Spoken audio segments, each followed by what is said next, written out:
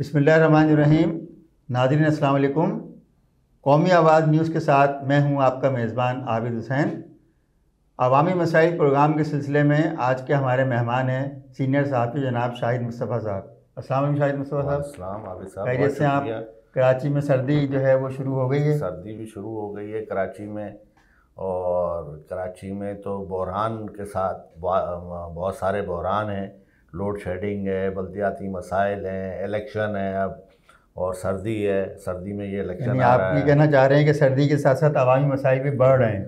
मसाइल तो हमारे यहाँ कराची में अगर हम देखें कि इसके अलावा अगर कोई चीज़ आप देखें तो किसी से भी पूछें तो कोई कुछ नहीं नज़र आता। मसाइल ही मसाइल हैं, और इन मसाइल का हल जो उम्मीद थी लोगों को आबिद साहब के बल्दियाती इलेक्शन के बाद एक बेहतरी आएगी, लेकिन बेहतरी नहीं, मायूसी में इजाफा हुआ है। अच्छा, ये क्या मामला है? बल्दियाती इंतखाबात पहले तो हो नहीं रहे थे, अब जब हो गए हैं और आवाम ने बड़ी उम्मीदें लगाई थी कि शहर में कोई तब्दीली आएगी, लेकिन बज़ाहिर तो ऐसा लग रहा है कि मेयर कराची साहब जो है वो दावा कर रहे होते हैं कि हमने फ़लाँ सड़क बना दी, फ़लाँ जगह लाइट्स लगवा दी, लेकिन कराची का एक बड़ा हिस्सा, कराची की एक बड़ी आबादी वो ये कह रही है कि मेयर साहब किस जगह जाके काम कर रहे हैं, हमारे इलाके में तो वही अबतरी की सूरत हाल है। तो ये क्या मामला है? क्या मसाइल ज़्यादा हैं और वसाइल कम हैं? मेयर साहब ज़ाहिर अपनी जगह ठीक कह रहे हैं, वो मकसद जहाँ जा रहे हैं वो उसकी वीडियो भी जारी होती है, तस्वीर भी जारी होती है, काम भी हो रहा है, लेकिन शहर क्या इतना खंडर बना हुआ था? पीपल्स पार्टी को ये बात अब तस्लीम कर लेनी चाहिए कि इतने साल के मसाइल जो थे, जो जमा किए इन लोगों ने, अगर ये वक्त पे हल कर रहे होते तो आज इतनी मेहनत ना करनी पड़ती। तो क्या अब कराची शहर को दोबारा अपनी डगर पर आने में अब कितना वक्त लगेगा आपके ख्याल से? आबिद साहब, ये आपका सवाल बड़ा अहम है, और इसका अगर मैं सच जवाब दूं तो शायद आपको अच्छा लगे, लोगों को अच्छा लगे, लेकिन बाज़ हलकों को अच्छा ना लगे। किसी भी सतह पे इंसाफ का तराजू जब आपके हाथ में दे दिया जाए, और आपके 4 बच्चे हों, और आपने जहन बना रखा हो कि मैंने अपने दरमियाने वाले बच्चे को जो है ना, इसको जो है ना, मैंने अपना कंट्रोल देना है ना, तो वो इंसाफ तो नहीं रहा। अब साहब, जब इस शहर के बारे में आप पहले से प्लानिंग कर लें, इस मुल्क के बारे में पहले से प्लानिंग कर लें कि इसे हमने जो है मेयर बनाना है, और इसे हमने जो है वज़ीर आला बनाना है, और इसे वज़ीर आज़म बनाना है, तो आप किसी के साथ भी, शहर के साथ, मुल्क के साथ, सूबे के साथ इंसाफ तो नहीं कर सकेंगे, क्योंकि उसमें मेरिट की जो है ना कुर्बानी हो जाती है, और कुर्बानी जिस चीज़ की हो जाए उसके बाद आप समझ रहे हैं कि चीज़ें बेहतर होना बड़ा मुश्किल होती है। खुशाइन बात है कि जमहूरी अमल का आगाज़ लोकल गवर्नमेंट के इलेक्शन से हो चुका है, और एक निचली सतह पर एक मुंतखब क़यादत आ गई है, क़तई नज़र इस बहस के कि वो उसके इंतखाब में क्या मामलात हुए, कितने अरसे मामला पेंडिंग रहा। अब तो हमें इस हकीकत को तस्लीम कर लेना चाहिए कि जो सूबाई हुकूमत थी पाकिस्तान पीपल्स पार्टी की, उनके जो पार्टी के एक रहनुमा है मुर्तज़ा वहाब साहब, पढ़े लिखे आदमी हैं, बैरिस्टर हैं, उन्होंने मेयरशिप की ज़िम्मेदारी संभाली है, लेकिन मैं ये देख रहा हूँ कि सिटी काउंसिल का इजलास जो है वो अभी तक कोई ढंग से हो ही नहीं पा रहा है। कराची के मसाइल को तो सिटी काउंसिल में डिस्कस होना चाहिए और उसका कोई हासिल निकलना चाहिए। देखिए, मैं ये कह रहा हूँ मुर्तज़ा वहाब नहीं, मुर्तज़ा वहाब जैसे आप, या ये ख़ुद भी बासलाहियत हैं, बैरिस्टर हैं, और ये समझें कि मेहनती भी हैं, सारी चीज़ें हैं अपनी, लेकिन आबिद साहब मैं वहीं पर आऊँगा कि देखें प्लानिंग ऊपर से गलत है। देखें, पीएफसी होता है, कितने ऊपर से एनएफसी होता है, एनएफसी के बाद पीएफसी होता है। आप इस्लामाबाद से गलत चल रही है। हाँ, बिल्कुल बिल्कुल। आप जब तक मुर्तज़ा वहाब को देखें, अभी जो झगड़ा चल रहा है ना, कौंसिल का इजलास क्यों नहीं हो रहा है? कौंसिल का इजलास ना होने की वजह है जमात इस्लामी की, देखें मुंतखब होकर आए हैं, उनकी बात बड़ी वज़न है बात में कि उन्हें बजट दिया जाए यूसीस की सतह पे, जिस तरह नेमतुल्लाह खान के दौर में, मुस्तफ़ा कमाल के दौर में यूसीस को बजट दिए जाते थे। उस ज़माने में 1-1 करोड़ दिए जाते थे, 1 करोड़ आज का 5 करोड़ के बराबर है।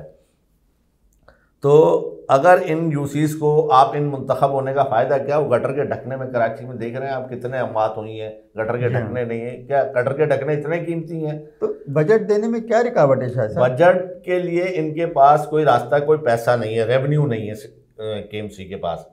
केएमसी खुद जो है, हमारे जितने भी इदारे चल रहे हैं इस वक्त, ये जो इनको इमदाद पे चल रहे हैं, इनको ग्रांट मिलती है सिंध गवर्नमेंट से ना, तो वो ग्रांट लेके ये तनख्वाहें दे रहे हैं। इनके पास इतना बजट नहीं है, कोई 38.5 अरब रुपए का बजट है 12,000 मुलाजमीन हैं। आप यकीन करें इनका अपना रेवेन्यू कुछ नहीं है, झूठा ये डमी बजट बनाते हैं कि 2 अरब रुपए जो है के इलेक्ट्रिक के, 3 अरब के इलेक्ट्रिक के, फलां के, और इन इदारों से ये आमदनी होगी, जब आपका बजट ही जो है सारा जो है वो बोगस है। और बोगस बजट पे ना आप घर चला सकते, ना शहर चला सकते, ना मुल्क चला सकते हैं। आप ये कहना चाह रहे हैं कि जो बजट है वो अल्फाज का और आदात का गोरख धंधा है। बिल्कुल। तो वसीम अख्तर साहब जो अपने दौर में ही कहते रहे कि मेरे पास अख्तियारात नहीं हैं और बजट भी नहीं है, तो उसमें से एक चीज़ तो पूरी हो गई कि मुर्तज़ा वहाब साहब के पास अख्तियारात हैं लेकिन बजट नहीं है। देखें, इख्तियारात किस चीज़ के इख्तियारात हैं? आपके पास महकमे नहीं होंगे तो इख्तियारात कहाँ से होंगे? जो आपके पास महकमे हैं वो काम के महकमे ही नहीं है। इनके इख्तियारात का ये आलम है कि एक रिश्तेदार जो मुराद अली शाह के जो डीजी वर्क्स एंड सर्विसेज, यानी कि इंजीनियरिंग, सड़कें बनाना, पुल बनाना, ये सारे जो हैं वो इनके कंट्रोल में नहीं है। आज तक किसी प्रोग्राम में जो है वो इनके साथ नज़र नहीं आते हैं, मातहत नहीं है, वो अपने आप को बालातर समझते हैं। किसी भी शहर का मेयर एक मुकाम है उसका। मैं कह रहा हूँ कोई भी एक किसी बुनियाद, आज जमात इस्लामी की इस बात को कि अक्सरियत की बुनियाद पर वो उस कौंसिल से मुंतखब हुआ है, उसका जो हक, जो इंसाफ, जो उसको इख्तियार है, वो तो सारी जमातें एमक्यूएम भी कह रही है कि इख्तियारात दें, आप पीएफसी करें, तो सब यही कह रहे हैं जब तक इनको इख्तियारात नहीं देंगे एक काम का सही तरीके से आगाज़ होगा ही नहीं। वसीम अख्तर हों या इसके बाद जनाब हमारे हाफिज नईम उर रहमान आ जाए, वो इससे ज़्यादा रोएंगे। हाफिज साहब की तो सूबाई सपोर्ट भी नहीं है। हाफिज साहब जितना ही बात कर रहे हैं कि अगर हाफिज साहब आ जाएं तो हाफिज साहब को शायद इन मुश्किलात का अंदाज़ा नहीं है जो उसके गिर्द हैं मेयर के। उसको चलाना, इस केएमसी को चलाना, किसी इदारे को चलाना बग़ैर माली उसके सूरत हाल बेहतर नहीं है। इदारे जो है, जो रेवेन्यू वाले इदारे हैं, मास्टर प्लान आपका हो गया, SBCA हो गया। देखिए मुस्तफ़ा कमाल के दौर में जो है ना 1 अरब रुपए जो है माहाना जो है SBCA देता था। क्यों? कि वो फंड जो प्लानिंग कर रहे हैं, आप स्ट्रक्चर बना रहे हैं, आप रेवेन्यू ले रहे हैं, आप किसी भी जगह नक्शा पास करेंगे उसमें जो है उस नक्शे में उसकी फीस होती है। तो स्ट्रक्चर के लिए एक अलग रेट मुकर्रर है जिसको कंजर्वेंसी चार्जेस हम कहते हैं। तो वो चार्जेस जब वसूल करके नहीं दिए जाएंगे तो कैसे सूरत हाल बेहतर होगी? हम इसी तरह लड़ेंगे जैसे के इलेक्ट्रिक पे हो रहा है। झगड़ा क्या है? मुर्तज़ा वहाब साहब कह रहे हैं कि हमें 5 से 6 अरब रुपए जो है वो मिलेंगे म्युनिसिपल सर्विसेज टैक्स की मद में, अगर हम जो है के इलेक्ट्रिक के ज़रिए जो है ये रिकवर करें। तो जमात इस्लामी कोर्ट में गई हुई है। अच्छा, के इलेक्ट्रिक बात उनकी बिल्कुल सही है, के इलेक्ट्रिक अपने पैसे तो नहीं दे रही। अभी साहब अभी एक ज़माने से बल्दियाती रिपोर्टिंग करते आए, आपने बजट में एक कॉलम देखा होगा, कभी आपने सुना कि के इलेक्ट्रिक ने पैसे नहीं? ये तो अब नई रिवायत आई है कि आवाम से किसी भी तरीके से जो है पैसे लिए जाएं, और सबसे आसान तरीका ये है कि यूटिलिटी बिलों में डाल दिया जाए। पीटीवी की, जैसे लोग पीटीवी अब घरों मस्जिदों में बिल आ रहे हैं और पीटीवी का लाइसेंस की फ़ीस जा रही है, तो ये भी आवाम के साथ एक बड़ी ज़्यादती हुई माजी में भी। और अब इन्होंने जो है वो के इलेक्ट्रिक के बिलों के लिए यही तरीका निकाला है कि उसके बिलों में जो है वो बल्दियात की चीज़ें डाल दी हैं। तो बल्दिया का अपना इतना आप बता रहे हैं कि 12,500 मुलाजमीन हैं, गालिबन 12,000 के करीब मुलाजमीन। तो वो जो मुलाजमीन हैं वो रिकवरी में क्यों नाकाम है? उनसे काम क्यों नहीं लिया जा रहा? आबिद साहब, अभी उनके ड्यूज़ का मसला है कि ये रिटायर होते हैं। देखें, आप बदनीयती का ये आलम है कि आप एक मुलाजिम की तनख्वाह होती है, उसमें से उसके जो फंड कटते हैं उसको आपने महफूज करना एक अमानत है, ये कानूनी जुर्म है उसको इस्तेमाल करना। वो इस्तेमाल हो रहे हैं और अरबों रुपए के वाजबात जो है वो केएमसी और डीएमसीज के जो है वो तकरीबन 11 अरब रुपए के वाजबात हैं। वो 11 अरब रुपए ये ग्रांट मांग रहे हैं सिंध गवर्नमेंट से अदा करने के लिए। तो आप मुझे बताएं केएमसी शहर में तरक्याती काम कैसे करेगी? जो इलेक्शन आ रहे हैं 8 फरवरी को, सुप्रीम कोर्ट ने भी इसके लिए अब बाकायदा उस रोज़ एक रात गए तक इजलास करके और फैसला भी किया, और इलेक्शन कमीशन ने रात गए इलेक्शन शेड्यूल भी जारी कर दिया है। तो अब ये उम्मीद यकीनन हो गई है कि 8 फरवरी को इलेक्शन होंगे। अब ये 8 फरवरी तक क्या आवाम इंतज़ार करें? कोई नई हुकूमत जो भी बनेगी उसके बाद क्या कराची में बेहतरी का अमल शुरू हो जाएगा? आप क्या समझते हैं इस हवाले से, चाहे हुकूमत किसी की भी बने? देखें, जो हुकूमत सिंध में बननी है वो सबको नज़र आ रही है, वो पीपल्स पार्टी की बननी है। जो आप भी तज्जिया आपको इतना यकीन है? नहीं, ये देखें, जो हालात देख के हालात फैसला करते हैं ना। देखें, लेकिन आप देखें जीडीए बहुत मेहनत कर रही है कि हम जो है अपना, और एमकेएम से उन्होंने मुलाकातें भी की हैं। देखिए ना आबिद साहब, एक पार्टी और कई पार्टियों में इनके हालात आप इस तरह देख सकते हैं कि पहले ही 13 पार्टियां जो है इक़्तिदार में थीं जी, तो इक़्तिदार में खुद नहीं थीं, इनको किसी ने रस्सियों से बांधा हुआ था और इनकी मजबूरी थी, ये हाथ पैर इनके बंधे हुए थे। जैसे ही इनके हाथ पैर खुले, ये सारे अलग अलग हो गए, एक दूसरे के साथ बैठना गवारा नहीं कर रहे, एक दूसरे के खिलाफ आ गए। अगर ये एक दूसरे के खिलाफ ना हो तो इलेक्शन फिर क्या होगा? अगर इनको भी आप कह रहे हैं कि पीपल्स पार्टी भी अगर नून लीग के साथ और सारी एमकेएम के साथ इत्तेहादी हो जाए तो इस मुल्क में इलेक्शन किसके साथ होगा? इसीलिए ये एक दूसरे के मुखालिफ आए हैं, एक दूसरे की मुखालफत। सिंध में अगर पीपल्स पार्टी और एमकेएम दोनों एक हो जाए तो इलेक्शन किससे होगा? नहीं होगा ना।